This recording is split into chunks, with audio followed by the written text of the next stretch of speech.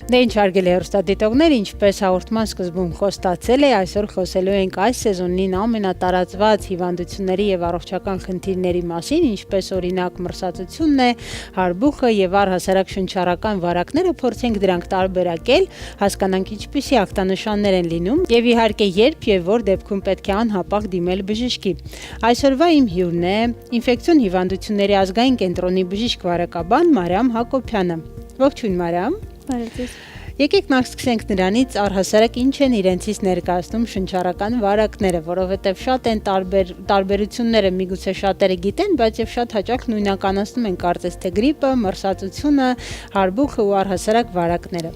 Շնչառական վարակները կլինիկորեն միմյանց նման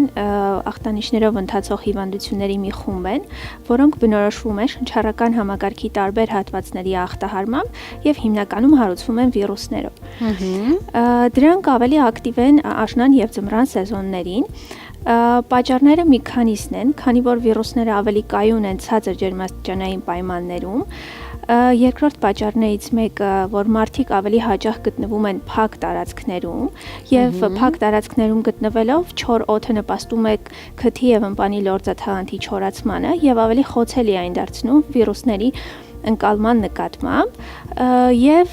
օդափոխման ավելի հազվադեպ իրականացումը փակ տարածքներում, որոնք նույնպես նպաստում են ավելի հաճախ տարածմանը աշուն ձմեռ սեզոններին։ Փոխանցման հիմնական ճանապարհը կարծես թե բոլորիս հայտնի է, դա փակ տարածքն է, կոլեկտիվներում է հիմնականում լինում, կան արդյոք միջոցներ, որոնք հաշվի չեն առնում կամ չգիտենք, խնդրեմ նաեւ դրանք թվեք եւ իհարկե ինչպես կարելի է կանխարգելել տարածումը։ Սուր շնչառական վիրուսների հիմնական տարածման մեխանիզմը փոխանցման ուղին, օդակաթիլային ուղին է, այսինքն հազի, փրշտոցի խոսքի միջոցով կարող է հիվանդ մարդը փոխանցել առողջ մարդուն եւ հարուցիչները թքի միջոցով կարող են թափանցել առողջ մարդկանց քթի, բերանի եւ աչքի լորձաթաղանթի մեջ եւ առաջացնել հիվանդություն։ Մյուս փոխանցման ուղին դա կոնտակտային ուղին է, վիրուսների մեծ մասը որոշակի ժամանակ կայուն մնում են մակերեսներին,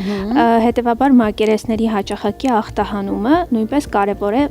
փոխանցման մեխանիզմը կանխելու, ընդհատելու համար, հետևաբար այստեղ պետք է վարակակիր եւ հիվանդ մարդիկ զգոն լինեն շրջակա առողջ մարդկանց չվարակելու համար։ Այստեղ նշեմ հազի փրշտոցի էթիկան, որը շատ կարևոր է դիմացինի նկատմամբ, առողջության նկատմամբ պատասխանատվություն կրելու տեսանկյունից, խորհուրդ չի տրվում, ցանկալի չի հազի եւ փրշտոցի ժամանակ փակել բերանը ձեռքի ափի միջոցով, քանի որ այն մակերես է, որով մենք կարող ենք կոնտակտ ունենալ այլ մակերեսների հետ։ Եվ ամեն շատն ենք օգտագործում։ Այո, ցանկալի է, եթե փակում ենք, լինի մեկ անգամյա օգտագործման անձեռոցիկով, կամ եթե չունենք այդ պահին, գոնե օգտագործենք արմնկափոսը, այսպես պաշտպանելով եւ հարուցիչների տարածումը շրջակա միջավայր եւ դիմացինին վարակելու նպատակով։ Այսինքն արմնկային փոսից նույնությամբ չի տարածվի հեշտ բնականաբար, ինչպես ափերից, որտեղ ափերը ավելի շատ ենք օգտագործում եւ ավելի բաց ենք շրջապատի նկատմամբ։ Մյուս կանխարգելման միջոցը մակերեսների հաճախակի ախտահանումն է, քանի որ ինչպես նշեցի, վիրուսները ունեն կայունություն եւ երկար կարող են պահպանվել մակերեսներին, փակ տարածքներում աշուն ձմեռ սեզոններին ցանկալի է հաճախակի օդափոխություն, քանի որ ինչպես գիտենք, ցուրտ եղանակի պատճառով հաճախ փակ են լինում տարածքները եւ քիչ են օդափոխվում, ցանկալի է հաճախ օդափոխել եւ նաեւ հաճախակի լվանալ ձեռքերը, օգտագործել ախտահանիչ միջոցներ սպիրտային հիմքով հիմնականում, քանի որ դրանք ոչնչացնում են հարուցիչները եւ կանխում վարակի տարածումը։ Այսինքն ախտահանումը եւս օրինակ սովորական սպիրտային լուծույթով մակերեսները մաքրելը եւս կարող է բավարար լինել, ինչպես նաեւ ձեռքերը եւ ախտահանել եւ լվանալ օճառով։ Եթե հնարավոր է, ցանկալի է կարծում ավելի շատ լվանալ ձեռքերը, քան թե անտած սպիրտային լուծույթներով ախտահանել։ Եվ նաեւ ձեռքերը չենք վնասի։ Այո։ Տեսեք, շատ տարածված այդ կարծիքը, որ յուրաքանչյուր ոքով ունենում է ինչ-որ ախտանշաններ, միշտ շփոթում է, հիմա ինքը մրսած է թե գրիպ է, մեկը վստահ ասում է չէ հաստատ COVID-ես, բայց օրինակ օրինակ ինքը վստահ է, որ չէ, ես ուղղակի մրսել եմ, եթե կարելի է կան ինչ-որ ակնհայտ նշաններ այս մասին խոսելու, որպեսզի մարդ ինքը կողմնորոշվի, հիմա ինքը մրսած է, թե դա միշտ հաջորդում է օրինակ վիրուսին, սկզբից մրսում են, հետո հարուցիչը իրենց ախտահարում է։ Տեսեք, ցանկացած դրսևորում պայմանավորված է որոշակի հարուցիչի նկատմամբ ընկալունակ լինելով եւ տվյալ դրսևորումները հիմնականում սուրշնչառական վարակների դեպքում միանման են ու կախված արդեն հիվանդության ընթացքից եւ ծանրությունից տարբերակել շատ դժվար է կլինիկորեն միայն անգամ մասնագետներին եւ հնարավորություն տարբերակելու տրվում է միայն սպეციფიկ տեստերի միջոցով, ախտորոշիչ տեստերի միջոցով եւ տարբերակում են վիրուսների անվանումները, ընդհանուր կարող են միանման կլինիկական նշաններով ընթանալ, դրա համար խորհուրդ չի տրվում տանը եթե ընթացքը ծանրանում է եւ հիվանդությունը զգում են, որ ինքնուրույն չեն կարողանում, չեն կարգավորվում իրենց վիճակը, ցանկալի է դիմել համապատասխան մասնագետին, տարբերակելու եւ adekvat բուժում նշանակելու նպատակով։ Այ կարծում եմ շատ տեղին կլինի այս հատվածում անդրադառնալ հենց հատկապես բարդություններից խուսափելուն, որտեղ երբեմն այո, 2-3 օրվա միգուցե տկարությունը կամ քթահոսությունը կամ փռշտոցն ու հազը դեռ պատճառ չի անմիջապես անհապաղ դիմել բժշկի, բայց արդյոք կան այստեղ տևողության ինչ-որ սահմանային օրեր կամ դրսևորման որևէ ախտանշաններ, որոնց դեպքում խիստ անհապաղ պետք է բուժառուները մեր իմանան, թե ծնողները, թե երեխաների դեպքում, որ դեպքում պետք է արդեն անմիջապես դիմել ու չսպասել տան պայմաններում ուղղակի լավացմանը։ Տեսեք, խորհուրդ չի տրվում, խորհուրդ է տրվում դիմել մասնագետի 3 եւ ավելի օր բարձր կայուն ջերմության պահպանման դեպքում, ավելացում 38.5 եւ ավել ջերմության դեպքում, ավելի կարճ ինտերվալներով, այսինքն 3-4 ժամը մեկ, երբ որ դիտվում է երեխաների կամ մեծահասակների մոտ ջերմության բարձրացում, արդեն դա ծանր ընթացքի մասին է խոսում։ Առաջացող դժվարաշնչությունը, օդի պակասի զգացումը, ընդհանուր թուլությունը, ախորժակի բացակայությունը, հեղուկներ ընդունելու անկարողությունը, որը կարող է բերել ջրազրկման։ Զուգահեռ նաև կարող են լինել փսխումներ, լուծ, որոնք նույնպես կարող են բերել ջրազրկման եւ ջրազրկումը կանխելու եւ հետագա բարդություններից խուսափելու համար արդեն խորհուրդ է տրվում դիմել համապատասխան մասնագետին։ Շատ լավ, խոսենք նաև սննդակարգից, որովհետև մենք գիտենք այո առողջ ապրելակերպը շատ լավ է, կայուն իմունիտետ ունենալու համար, բայց եթե մարդ արդեն ունի մրսածություն, արդյոք այստեղ սննդակարգը որևէ դերակատարում կարող է ունենալ, ինչպես դուք նշեցիք առողջությունվելը, եթե կարելի է դա մանրամասնեք, ինչ է նշանակում, ինչպես պետք է սնվի մարդը, եթե ինքը այսպայն սուր շնչառական վարակ ունի։ Ինչ որ հակասություններ չունենք սուրշնչառական վարակների ժամանակ սնվելու տեսանկյունից, ցանկալի է օգտագործել առատ հեղուկներ, մրգեր, բանջարեղեն, ոչ առողջ սնունդ, նկատի ունենալով ոչ արագ սնունդը, այո, դյուրամարս սնունդ, նու արդեն կախված նախասիրություններից եւ տվյալ պահին հիվանդի ախորժակից։ Օրինակ այստեղ ազնվամորու թեյերով կամ մեղրով կամ կիտրոնով թեյ պարտադիր է, թե ուղղակի դրա մեջ սովորական ջուրն էլ կանցնի, կարելի է ուղղակի շատ ջուր օգտագործել։ Հեղուկ առատ նկատի ունենք ինչ կցանկանաք։ Ցանկացած հեղուկ։ Թեյեր, հյութեր միայն լինի հեղուկ։ Այո, ջուր, սովորական ջուր անպայման։ Շատ լավ։ Նաև խոսենք օդափոխությունից, որտեղ ինչպես նշեցինք, փակ կոլեկտիվներում վարակը կարծես թե ավելի ակտիվորեն է տարածվում, դա վերաբերվում է թե դպրոցներին, մանկապարտեզներին, թե աշխատավայրերին, ցավոք շատ աշխատատեղեր կան, որոնք անգամ պատուհան չունեն, ինչ կասեք այդ մասին, ինչպես ապահովել այդ օդափոխությունը, եթե դա հնարավոր չէ, օրինակ խորհուրդ է տրվում դուրս գալ ինչ-որ քանի ժամը մեկ մաքուր օդ շնչել, արդյոք դա կարող է նպաստել, որպեսզի մարդ այդ վարակի հանդեպ ավելի կայուն լինի։ Ցանկալի է հաճախ օդափոխել փակ տարածքները, եթե պատուհաններ չկան տվյալ տարածքում, խորհուրդ է տրվում գոնե հաճախակի դուրս գալ մաքուր օդի, խորհուրդս, որ հիվանդ մարդը, եթե արդեն ունի նախանշաններ, դիմացինին չվարակելու նպատակով կրեն դիմակներ, Եվ եթե հիվանդն ունեն ախտանշաններ, չհաճախեն երեխաներին չտանեն մանկապարտեզ, դպրոցներ, մեծահասակներն էլ չհաճախեն աշխատանքի,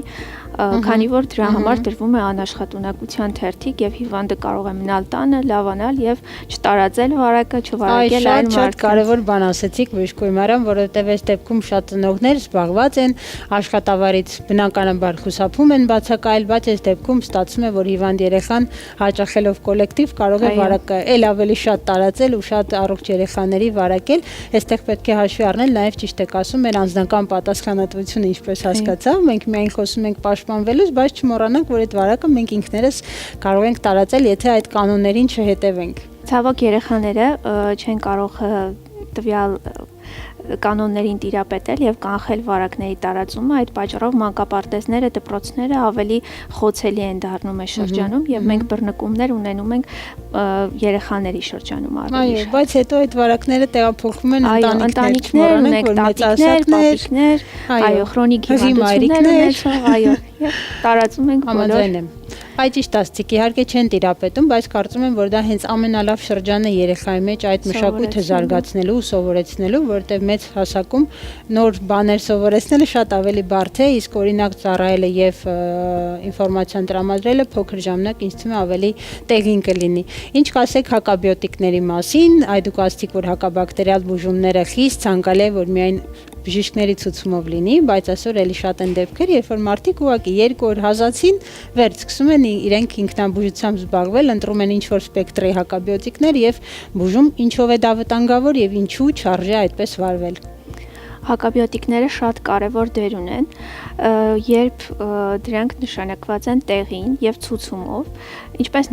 նշում ենք եւ անդադ հորդորում ենք, վիրուսային վարակների ժամանակ հակաբիոտիկներ չեն կիրառվում։ Սակայն մենք գիտենք, որ վիրուսային վարակների ժամանակ կարող են լինել երկրորդային բակտերիալ վարակներ, բարդություններ, որոնք հարուցվեն բակտերիաներով եւ այդ դեպքում արդեն ցուցված են հակաբիոտիկներ։ Այսինքն,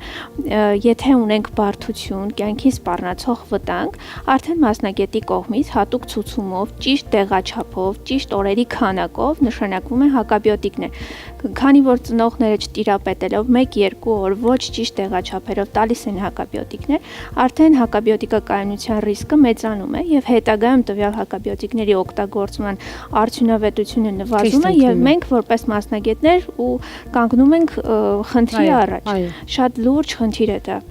Դրա համար ցանկալի է, որ լինի ճիշտ տեղին adekvat նշանակված մասնագետի կողմից։ Այո։ Շատ լավ։ Բժշկուհի խոսենք նաև շատերի համար ցավոտ թեմայից, դա հազն է, երկար ձգձգվող եւ քրոնիկ, կարծես թե այլևս ջերմություն չկա, լավացել ենք, արդեն մեզ թեթև ենք զգում, նույնիսկ պատրաստ ենք վերադառնալ աշխատանքի, մեր առօրյային երեխաներն էլ դպրոց եւ մանկապարտեզ, բայց հազը դեռ շարունակվում է։ Ինչպես պետք է վարվել թե մեծահասակների, թե փոքրիկների դեպքում, արդյոք պետք է անհանգստանալ եւ արդյոք կան միջոցներ, որոնք գոնե այդ հազը արագորեն, չգիտեմ, կանցկացնեն կամ արժե դրանք օգտագործել, թե ոչ։ Հազը սովորաբար կարող է դիտվել ստորին շնչուղիների ախտահարման դեպքում եւ եթե տվյալ անձը հսկվում է իր բժշկի կողմից եւ չկան որևէ բարդություններ, ապա հազը կարող է տևել 2-ից 3 շաբաթ եւ անհանգստանալ եւ հատուկ միջոցներ, այո, կիրառել պետք չէ։ Եթե չկան, ինչպես նշեցիք, ջերմություն ուղեկցող, ընդհանուր թուլություն եւ այլ ախտանշաններ, որոնք ուղեկցում են հազին, ապա այդ դեպքում անհանգստանալու կարիք չկա, հազը կարող է 2-ից 3 շաբաթ պահպանվել, պարզապես պետք է լինել հսկողության տակ մասնագետի կողմից արդեն ինդիվիդուալ կնշանակվի համապատասխան բուժում, եթե կարիքը լինի։ Կարելի ասել, որ այս դեպքում հազը նույնիսկ ինչ-որ պաշտպանական դեռ բնույթ է կրում, այսինքն ինքը շնչուղիները դեռ շարունակում է մաքրել։ Այո։ Շատ լավ, այսինքն այդ process-ը նույնիսկ կասեցնել եւ ինչ-որ լրացուցիչ միջոցներ օգտագործել, այդքան էլ իմաստալից չէ։ Ցանկալի չեն օգտագործել։ Շատ լավ։ Եվ խնդրեմ նշեք այն դեպքերը, երբ պետք է անհապաղ դիմել բժշկի, որոնք են այն նշանները, որ դեպքում այլևս չարժի մնալ տան պայմաններում ու սպասել ուղղակի լավացմանը։ Անհապաղ բժշկին դիմելու ցուցումներն են 38.5 եւ ավել կայուն բարձր պահպանվող ջերմությունը, դժվարաշնչության առաջացումը, ընդհանուր թուլությունը, հեղուկների ընդունման անկարողությունը, ուղեկցվող փսխումները եւ լուծը, որոնք կարող են բերել ջրազրկման ուժեղացման, դրանք ցուցում են անհապաղ բժշկի դիմելու եւ համապատասխան բուժօգնություն ստանալու նպատակով։ Եվ այստեղ ի հավելում օգտվելով առիթից նշեմ, որ ինֆեկցիոն հիվանդությունների ազգային կենտրոնում գործում է անհետաձգելի բուժօգնության բաժանմունք, որը միակն է հանրապետությունում, որը սպասարկում է եւ մեծահասակների եւ երեխաների պետական պատվերի շրջանակներում, հետեւաբար տվյալ գանգատների դեպքում քաղաքացիները եւս կարող են դիմել մեր կենտրոն համապատասխան բուժօգնություն ստանալու նպատակով։ Շնորհակալ եմ շատ Բժիշկ Հակոբյանը հետաքրքիր զրույցի համար, եկեք վերջում ամփոփենք, որտեղ այսօր բավականին շատ հետաքրքիր կարևոր խորհուրդներ լսեցինք, կարծես թե մենք խոսեցինք եւ ախտանշաններից, որի դեպքում պետք է անհապաղ դիմել բժշկի, դուք ինձ կուղեք, եթե սխալ ասեմ, 3 օր եւ ավել տևող համարյա թե 8.5 կամ ավել ջերմությունն է դա, գնացող, շատացող, այսպես ասած, տկարությունը, եթե մարդ արդեն ջրազրկման վտանգ ունի եւ տեսնում ենք, որ սիմպտոմները ավելանում են, վարակի տարածումից խուսափելու համար ոչ թե հազալ եւ փռշտալ ափերի մեջ, այլ ցանկալի է հարմոնկային փոսում կամ եթե կան միանգամյա օգտագործման անձեռոցիկներ, այո, ախտահանել տարածքները եւ մակերեսները, որոնց հետ շատ ենք շփվում եւ իհարկե օդափոխությունը, որը կարծես թե ամենակարևոր էլի դերերից մեկն էր։ Ամեն ինչ ասեցին, կա վերջում խորհուրդ, որ դուք կուզենայիք եւ ծնողներին եւ փոքրիկներին հղել։ Օգտագործենք այն բոլոր հնարավորությունները, որը շնորհված է մեր պետության կողմից, իդեմս պատվաստանյութի, պատվաստվենք բոլորս, խուսափելու եւ հիվանդանալուց եւ մեր ընտանիքի անդամներին եւ հասարակությանը վարակելուց եւ վարակը տարածելուց։ Շնորհակալ եմ շատ, այնուամենայնիվ, եթե ինչ պատճառներով չի հաջողվել խուսափել եւ դուք ունեք կամ ձեր ընտանիքի անդամները շնչառական վարակ, ինչպես մեր հյուրը հնչեցրեց, այդ ինֆորմացիան եւս կրկնենք, որ ինֆեկցիոն հիվանդությունների ազգային կենտրոնում գործում է թե մեծահասակների, թե փոքրիկների համար հրատապ անհետաձգելի բուժօգնություն պետպատվերի շրջանակներում։ Եվ այսօրվա իմ հյուրներ ինֆեկցիոն հիվանդությունների ազգային կենտրոնի բժիշկ վարակաբան Մարիամ Հակոբյանը, ում հետ մենք խոսեցինք ամենատարածված այս սեզոնային հիվանդությունների մասին, տեսակների, կանխարգելման եւ իհարկե բուժման մոտեցումների մասին։ Շնորհակալ եմ շատ հետաքրքիր զրույցի համար, իսկ մենք շարունակում ենք տեղափոխվելով խորհուրդ մասնագետից էջ, հիշեցնեմ, որ այս հատվածի մեր գործընկերն է Դերմետիկ, դերմատոկոսմետիկ բարձրակարգ միջոցները, որոնք նախատեսված են զգայուն, գերզգայուն մաշկի ամենօրյա խնամքի համար։